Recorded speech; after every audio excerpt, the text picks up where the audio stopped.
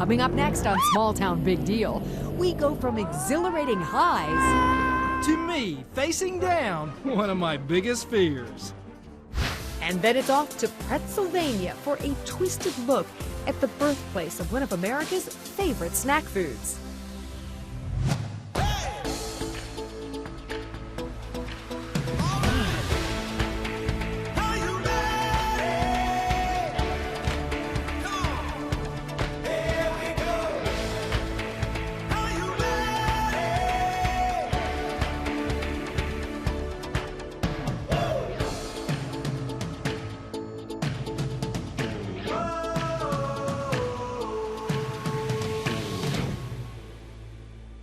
Welcome to Small Town Big Deal. I'm Rodney Miller. And I'm Jann Carl. You know, you have to admit sometimes you don't know what you don't know. And I did not know that Michigan has giant sand dunes. Well, I knew they had sand dunes, but I didn't realize how big they are or that they have a strong connection to the Great Chicago Fire of 1871. We also found out these dunes are continuing to grow and they are swallowing up houses. Yikes! Ah!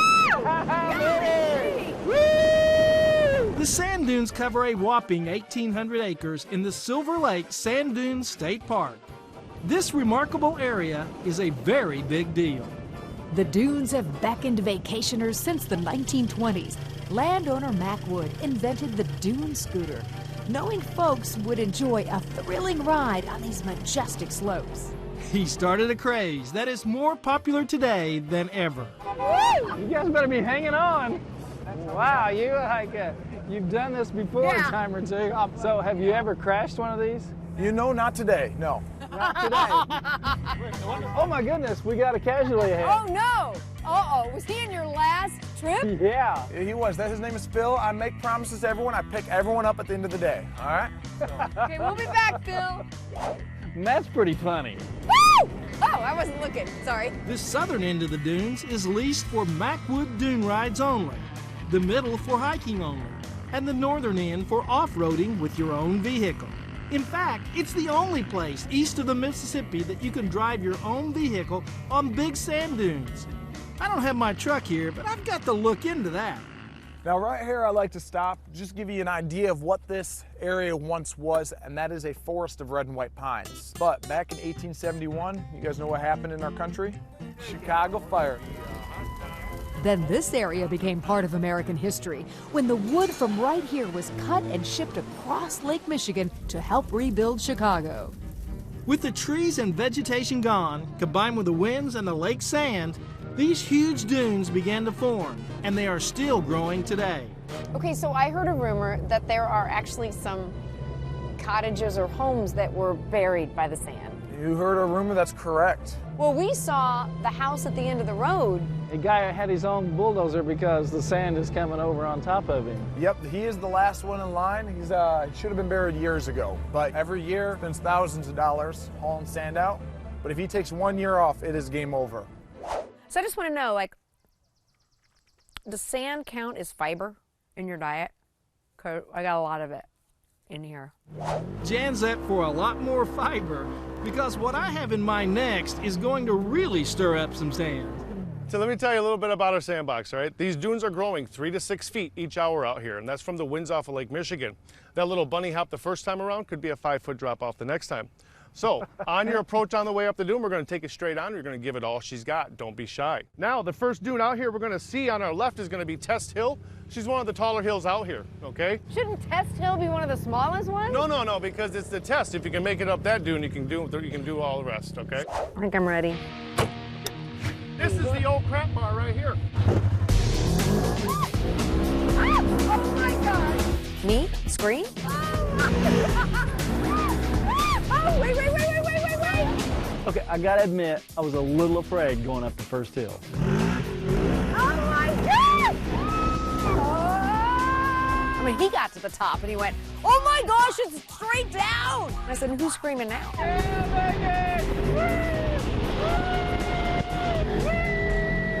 Okay, Jan's ridden with me long enough. Time for her to get her own. You ready? No. Yes, you are. Good luck.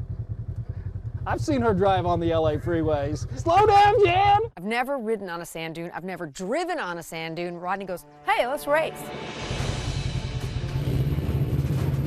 I feel a need for speed.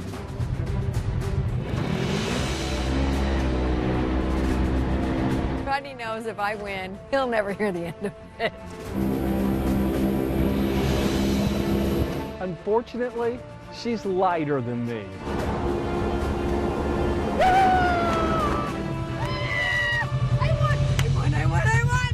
I won. Okay, 2 out of 3. 2 out of 3. Get on that side. I've got to win 2 out of 3 or I'm never going to hear the end of it. I was slow on the accelerator. It's like I saw the flag go up and I went, oh, yeah, that's right, I'm supposed to go.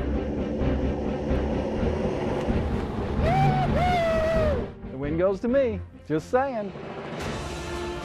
Race 3, the pressure's on. It's 1-1.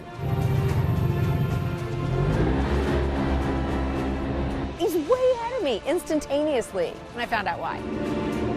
As we're waiting for the flag to go up, he's got one foot on the brake and the other foot on the accelerator, and he's revved up.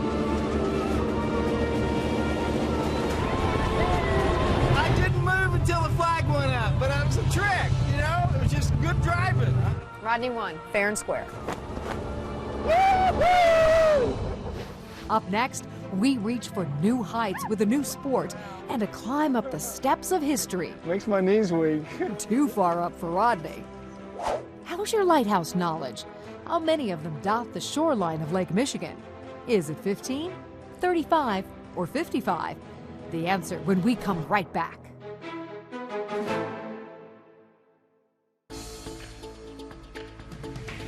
So how many lighthouses dot the shoreline of Lake Michigan?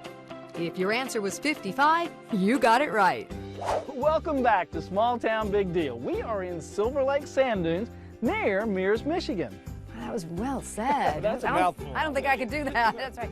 We're finding out there are so many amazing things here. It really is a hidden gem, but it shouldn't be. Well, it's not going to be for much longer. That's right. We're telling everybody.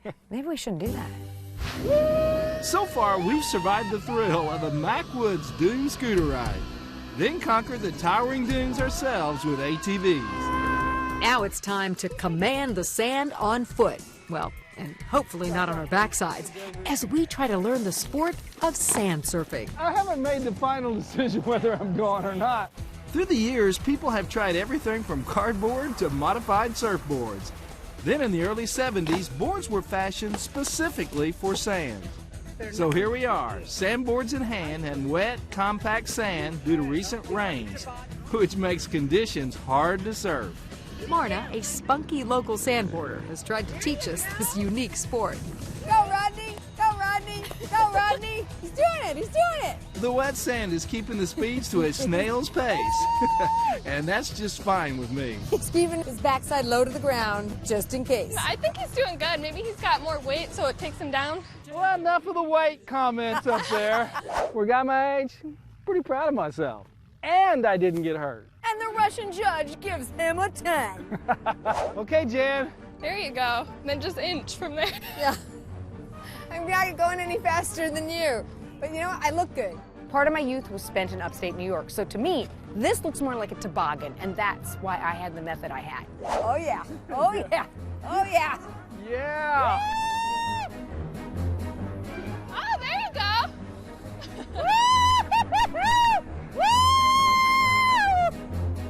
You did good! Do you think they should ever be on the slopes again? No, I think they should stay off for everyone's sake. Woo! Crashed and burned. I think we're ready. Steeper, longer, faster. Well, Jan, the steeper part is correct, but not on the dunes. Just down the road, you can climb a set of 130 steps and experience where time stands still. Michigan boasts more lighthouses than any other state. Most were built in the 1800s when shipping was in its heyday. This is Little Sabol Point Light Station. It was built almost 150 years ago and is a majestic reminder of days gone by. What is it about lighthouses that's so romantic that people love? I think the romance of just kind of being by yourself and seeing the sunsets and just communing with nature. Yeah, kind of that old man in the sea kind of. Very much so.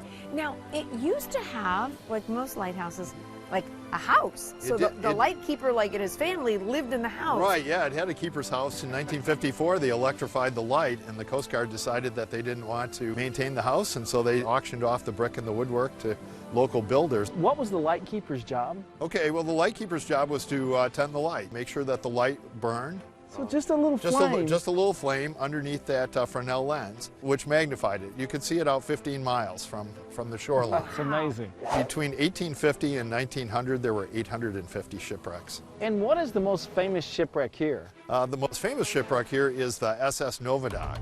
During a major storm in 1940, the Novadoc was blown toward the shore, hitting a sandbar and breaking in half. 2 crewmen washed overboard, but the other 17 scrambled to the highest part and waited 700 feet offshore for 2 days, hoping to be rescued. But a local fishing boat owner and his 2-man crew couldn't stand by and watch more people lose their lives. So they headed out with a daring plan. They would ride wave surges and pull a man off with each surge. They did this at least 17 times, and in the end, all 17 remaining men were saved. So now that we've talked a little bit about the lighthouse, why don't I show you a little bit of history? As we make our way up, I'm wondering if I should mention I'm a little afraid of heights. Okay, the walls on the tower are 5 feet thick at the base and 2 feet thick at the top. Thinking of the light keepers that walked these same steps faithfully night after night to do their job and keep ships and crew safe. How you doing out there? I'm looking back, not out. You have like a death grip on the railing. Okay, it's a lot better now. You know, that man in there is afraid of heights. We all got our strengths and weaknesses, and fear of heights is one of my weaknesses. Can I help you be brave? You will? She'll help you be brave. Follow Hannah. Little Sabol Lighthouse was built in 1874, and it is 115 feet tall. Jan, don't do that. At one time, it was painted all white. That's because it was surrounded by dune forest, and the red brick didn't stand out enough for ships to easily see. But it also still has that historic Fresnel lens. It's 134 miles to Chicago from right there. That's right, yeah, that's right, yep. Oh, Silver Lake sand dunes out there. It really is a magnificent view. So Hannah, you ready to come down? Hold on to the railing. You want to hold my hand till you get to the railing? Okay, there you go. Where's Rodney? Oh, he's out of here. Yeah. As nervous as I was, it was worth it to climb to the top of a 142-year-old lighthouse. You did it. High five. Yeah. Coming up next, we get schooled in tying the knot. But Houston, we have a pretzel problem. That's not right.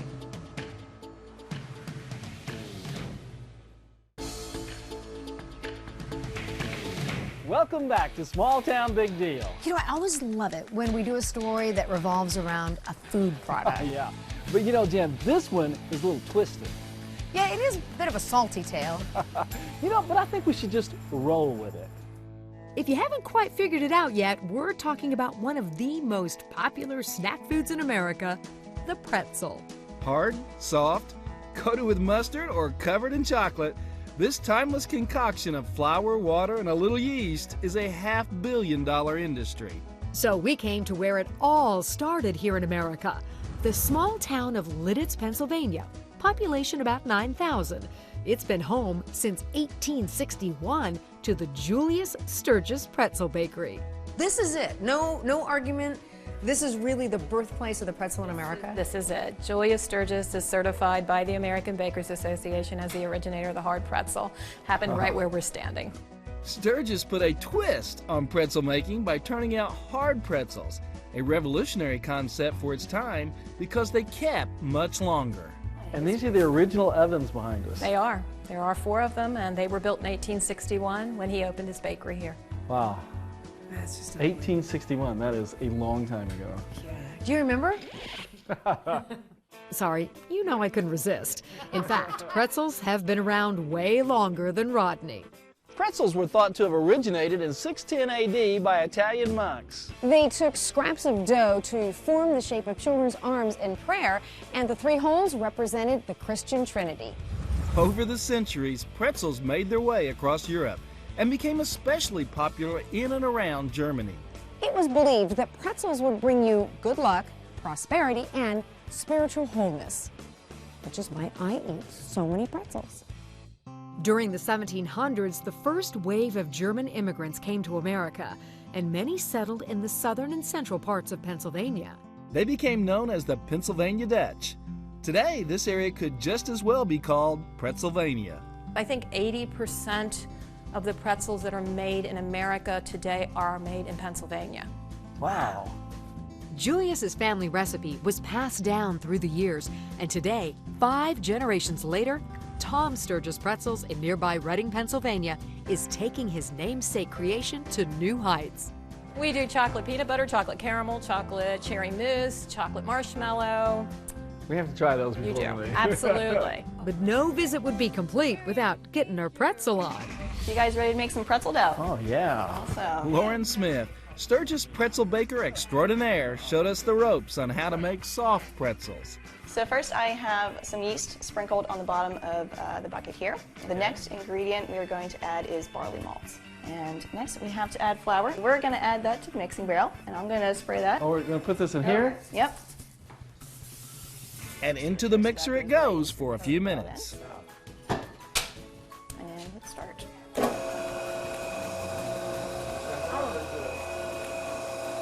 You gotta roll it out? Yep, we're going to go twist some pretzels. Oh my gosh, if it's as exhausting as that was. Then it's on to the rolling table. Just grab a chunk of dough and then just roll it out. Oh, look how fast you're doing. No, yeah, mine's not going out like yours. You're just giving yours a massage. All right, well that looks good enough. Next, the art of the twist. Or not. Oh, was that it? That's not right. You see it one more time. This should be easy, but I cannot do it. So now I'm gonna, okay, is that it right there? Yeah, well, make it a bit more symmetrical. Okay, now, ta-da! Finally, then it's on to a quick dip to bring out the color, little salt, and into a 350-degree oven for just 6 minutes. All right. Voila. I think they are done. They look done. Do you want to eat your pretzel? It's a little fatter than the other ones. Yeah, well, that would be mine. Here's your pretzel. So warm. You ready?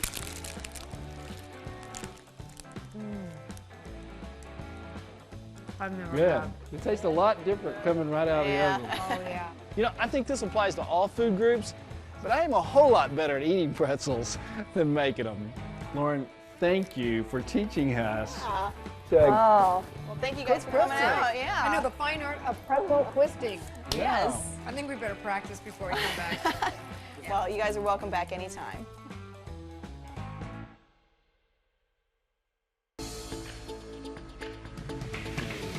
We hope you've enjoyed this episode of Small Town Big Deal. You know, who knew that making pretzels would be so difficult? Yeah, I never got that twist down. I think I only got it down once. 2 other things I'm going to remember about this episode, you might too, was Rodney clinging for dear life at the top of the lighthouse. I guess it was pretty obvious, but I don't like heights. The other thing is, even though you have about 1 million more hours behind a wheel of a vehicle than I do, then I beat you in the dune buggy race. But I beat you 2 out of 3 races. It was a series. I knew you would pout, so I let you win the other 2. And your point is? I let you I'm win. Rodney Miller. And the point is I let him win, Jann Carl. Join us again next week when once again we tell the great stories from across America. You actually cheated on that 3rd race. No, I didn't. Yeah, you left early. You left early on the first one. I did not. You did. I did not. How do you think Rodney did? Oh, I think he was the worst one. What? I heard that. She's like, what's taking you guys so long? If I was getting paid by the piece, we would both be in trouble, yeah.